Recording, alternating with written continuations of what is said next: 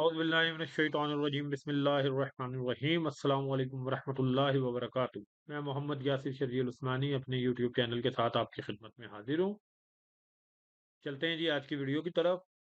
तो आज की वीडियो में सर हम जिक्र करेंगे जनाब अली अमीन गंडापुर वर्सेस मरियम नवाज। तो जैसा कि दोनों वजीर आला हैं, एक पंजाब के और एक केपीके के। तो अब एक तो हम कारकर्दगी का जिक्र करेंगे कि किस तरफ फोटो सेशन ज़्यादा हो रहे हैं और किस तरफ कारकर्दगी दिखाई जा रही है। दूसरी तरफ परेशानी का ज़िक्र करेंगे कि क्या परेशानी और किस वजह से जो है अली अमीन गंडापुर को नाअहल करने के लिए तैयारियां शुरू हो चुकी हैं ताकि उन्हें वज़ीर आला के मनसब से हटाया जा सके। तो और इसका नतीजा क्या निकलेगा और क्या ये हो सकेगा या नहीं हो सकेगा, और अगर ये होगा तो इसके नताइज क्या बरामद होंगे। सबसे पहले आते हैं जी हम कारकर्दगी की तरफ। तो कारकर्दगी में देखें जी कि अली अमीन गंडापुर ने जैसे ही यानी कि जो है वो आए हैं सीट पर बैठे हैं, उन्होंने सेहत कार्ड बहाल किया है। तमाम उन यानी कि जो है उसी तरह जैसा कि इमरान खान के दौर में था, और उसपे से सारी पाबंदियां और रिस्ट्रिक्शंस उठा ली हैं। अच्छा, दूसरी तरफ आते हैं, अली अमीन गंडापुर ने जो है क्या नाम है, बड़े वाज़े तौर पे जो है करप्शन के ऊपर स्टैंड लिया है कि किसी भी किस्म का यानी कि जो हलफ भी लिया और उन्होंने कहा है जी कि कोई करप्शन नहीं करेगा, और किसी भी किस्म का यानी कि पुलिस को कहा है जी कि दूसरी चीज़ के नाजायज़ मुकदमात जो भी हैं 9 मई के सिलसिले में या किसी भी सिलसिले में, उन सबको आप खुद ही ख़त्म कर दें, अदरवाइज़ जो है क्या नाम है, मैं इन पे एक्शन लूँगा। अच्छा, तीसरी चीज़, अली अमीन गंडापुर ने आज जैसे पहला रोज़ा गुज़रा है, तो कल, तो उसमें अली अमीन गंडापुर का दिखाया जी कि बड़े प्रॉपर तरीके पर उसी तरह लंगर खानों पर लोगों को जो है सहरी इफ्तारी वगैरह करते हुए दिखाया गया है। तो यानी कि अली अमीन गंडापुर वाज़े तौर पर काम करते हुए नज़र आ रही हैं इमरान खान के विज़न के मुताबिक। उन पर कुछ एलिगेशन लगाए जा रहे हैं कि उन्होंने अपने रिश्तेदारों को भर्ती कर दिया और ये हो गया और वो हो गया है जी। तो इस किस्म की भी बातों के अभी तक कोई प्रूफ नहीं दिए जा सके, लेकिन हो सकता है जी कि कुछ लोग रिश्तेदार जो हैं क्या नाम है हों। अगर यानी कि बहुत ज़्यादा तादाद में किसी ने भी अपने रिश्तेदारों को, तो एक गलत चीज़ है, लेकिन उसके लिए आपको पहले प्रूफ फराहम करना पड़ेगा। और बहरहाल जहाँ तक रह गई इमरान खान की बात, तो इमरान खान की ना कोई औलाद, ना कोई बहन, हत्ता कि वो खुद जेल में है, तो ना उन्होंने अपनी बीवी को नामज़द किया, ना उन्होंने अपनी बहनों को नामज़द किया अपने बाद। उन्होंने वुकला की टीम में से ही लोग लिए और अपने यानी कि कारकुनों में से जो अपने यानी कि जो रहनुमा थे पीटीआई के, जिनसे उनकी कोई रिश्तेदारी नहीं थी, उन्हें ही आगे किया। अच्छा जी, अब इन्होंने असल मरियम नवाज़ की कारकर्दगी की तरफ आ जाते हैं। तो रोज़ मरियम नवाज़ किसी न किसी जगह पहुँची होती हैं, कभी किसी स्कूल में, कभी किसी जो है क्या नाम है पुलिस स्टेशन में, कभी किसी जो है रमज़ान बाज़ार में जैसे पहुँची हुई, और उनसे पहले वो कैमरामैन पहुँच जाते हैं और वहाँ पे पूरा सिस्टम लगा हुआ होता है और तस्वीरें बन रही होती हैं, और लोगों को यानी कि जो है जी मिलना, और जी लोगों से इतनी यानी कि जो घुल-मिल गई, और ये यानी कि हर चीज़ तैयारी के साथ, पूरी प्लानिंग के साथ जो है मीडिया कैंपेन चलाई जा रही है, अवाम के पैसे से। फिर एक निगहबान प्रोग्राम शुरू किया गया है और उस पर अपने वालिद साहब की तस्वीर लगा दी है और बड़ी रौनक के साथ जवाब दिया गया है कि पंजाब में हुकूमत किसकी है? नवाज़ शरीफ की। इसलिए यानी कि नवाज़ शरीफ की तस्वीर लगाई है, यानी कि हम लोगों के पैसे से, हमारे टैक्स पेयर के पैसे से ये अपने बाप की, अपनी यानी कि जो है आपकी तशहीर करेंगे और उसके बाद उसे जस्टिफाई करेंगे।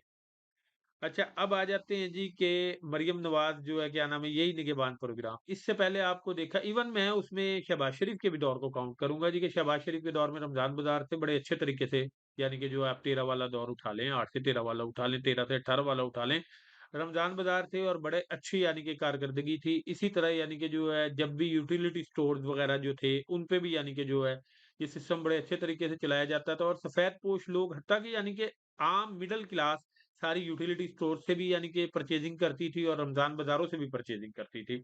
उन पे कोई ये पाबंदी, थोड़ी-सी सस्ती चीज़ें मिल जाती थी, इसी तरह गोश्त के काउंटर होते थे, चिकन का, बीफ का, मटन का, तो ये सारी चीज़ें उन्हें बाज़ार से बारियात मिल जाती थी रमज़ान में, और वो सबके लिए कोई पाबंदी नहीं थी, कोई भी खरीदारी कर सकता था। इस दफ़ा क्या किया गया है जी निगहबान प्रोग्राम की आड़ में कि जी लोग खरीदारी तो करेंगे, लेकिन पहले वो अपनी रजिस्ट्रेशन करवाएँगे मोबाइल फ़ोन के ज़रिए, और जो है यानी कि उनकी सफेदपोशी खत्म कर दी गई है, और उसके बाद यानी कि वो जो है अपनी रजिस्ट्रेशन करवाएँगे, फिर एक थैला उनके घर पे पहुँचाया जाएगा। और आपको यानी कि जो बहुत सारी ऐसी वीडियोज़ भी नज़र आ रही होंगी कि जिनके घर पे थैले, लोग साथ पहुँच जाते हैं थैले के, और उसके बाद उनकी वीडियो बनाई जाती है वो थैला रिसीव करवाते हुए। यानी कि अगर किसी गरीब को आप दे भी रहे हैं कुछ, तो उसको वो 2, 4, 5 हज़ार का सौदा दे के बिल्कुल नंगा कर रहे हैं सबके सामने। कि अगर उसका कोई भरम कायम था तो खत्म कर दिया।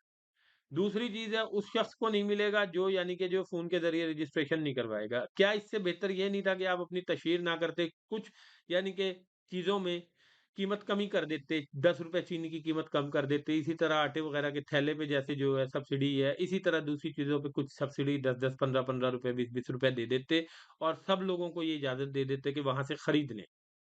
आपने इस चीज़ को अपनी तशहीर के लिए इस तरह बना दिया कि आप डेली यानी कि तशहीर पे आपके एमएनएज़, एमपीएज़ जाते हैं, तस्वीरें बनाते हैं, मीडिया पर्सन जाते हैं, आपके अपने सोशल मीडिया विंग के लोग जाते हैं और लोगों को नंगा करते हैं। इस तरह बहुत से ऐसे लोग जो सफेदपोश थे, उन्होंने इससे किनारा कर लिया है और वो यानी कि रूखी-सूखी शायद पानी से रोटी खा के रोज़े रख रहे हैं, लेकिन वो ये निगहबान प्रोग्राम से आपके थैले नहीं ले रहे।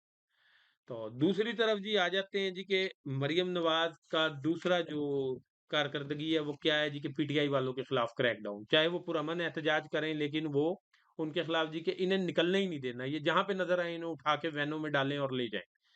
तो क्यों? उसकी सबसे बड़ी रीज़न ये है कि आप जाली मैंडेट पे बैठे हैं। आपको पता है कि आपकी अपनी सीट भी जाली है। आप खुद भी हारी हुई हैं, आपके वालिद साहब भी हारे हुए हैं, आपके चचा भी हारे हुए हैं, आपके चचाज़ाद भाई भी हारे हुए हैं, आपकी पूरी फैमिली हारी हुई है। हत्ता कि लाहौर से सिर्फ़ एक याद सादिक की सीट है जो नून लीग जीती है शायद, बाकी सारी सीटें हारी हुई है। तो आपको पता है अगर ये एहतजाज के लिए निकलेंगे और ये एहतजाज ज़ोर पकड़ गया तो हमारी सारी सीटें चली जाएँगी और हम धड़ाम से नीचे आ गिरेंगे। तो इसलिए आपने जो है रूथलेस होने का कहा और धमकी दी, उसकी रीज़न ही ये है। अगर आप की सीटें जस्टिफाइड होती हैं, तो आप कहते हैं आप एहतजाज करें, हमें कोई डर नहीं, आप जाएँ और इसे प्रूफ कर दें। अब आप कहते हैं नहीं जी पार्लियामेंट में आएँ, पार्लियामेंट में कौन सुनेगा? ना अदालतों में सुन रहे हैं, ना पार्लियामेंट में इलेक्शन कमीशन है, तो वो रोज़ यानी कि जो है कोई नया केस निकाल लेता है, पीटीआई के बंदों के खिलाफ।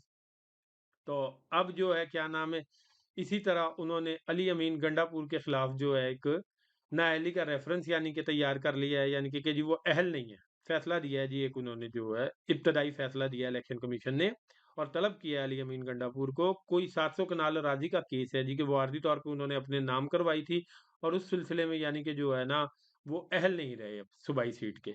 इसकी असल वजह क्या है कि अली अमीन गंडापुर आपको खटक रहे हैं। कि जी उन्हें वज़ीर आला बना दिया गया और ये तो जिस तरह परफ़ॉर्म कर रहे हैं, ये तो 1 डेढ़ साल में बहुत कुछ परफ़ॉर्म कर देंगे। जैसा कि आप देख रहे हैं कि अबतरी की इत्तलात भी नहीं आ रही केपीके से इतनी ज़्यादा, जिस तरह के पंजाब से आ रही हैं। महँगाई की, अबतरी की महँगाई हर तरफ है, लेकिन उसी के मुकाबले में जो इत्तलात आ रही हैं, वो केपीके से बहुत कम आ रही हैं। तो अब उस केस में जो है, आप नाअहल करने की कोशिश कर रहे हैं अली अमीन गंडापुर को, कि जी आप अहल नहीं। तो दूसरी तरह इलेक्शन कमीशन इतनी फुर्ती जो दिखाता है, तो वो इतनी सारी जो बेज़ाब्तगियों की और धाँधली के जो सबूत आ चुके हैं, हत्ता कि जो है नवाज़ शरीफ के हलका नंबर 130 का लाहौर का इलेक्शन कमीशन ने फॉर्म 45 अपलोड किया और उसके बाद हटा दिया, जिसका मंसूर अली खान साहब ने बड़ा ज़बरदस्त किस्म का जो है पोस्टमार्टम किया है। तो वो आप देखेंगे तो आपको पता लग जाएगा कि किस तरह एक-एक लगा के नवाज़ शरीफ के वोट बढ़ाए गए हैं और नवाज़ शरीफ को एक हारी हुई सीट 23,000 वोटों से जितवा दी गई है। तकरीबन 60,000 वोटों से गालिबन उन्हें जितवा दी गई है सीट, 60-70 हज़ार वोटों से। तो वो सारा नज़र आ रहा है, तो आपको पता है कि ये सब कुछ बचेगा नहीं। इसी वजह से आप ये सारे क्रैकडाउन और ये सब कुछ कर रहे हैं और मोहसिन नकवी को भी आप जो है वज़ारत दाखिला में भेजा गया है इसी वजह से, किनके इशारे पे भेजा गया है ताकि पीटीआई वालों को साँस ना लेने दिया जाए। तो अब अली अमीन गंडापुर के खिलाफ जो केस है उसका नतीजा क्या निकलेगा जी?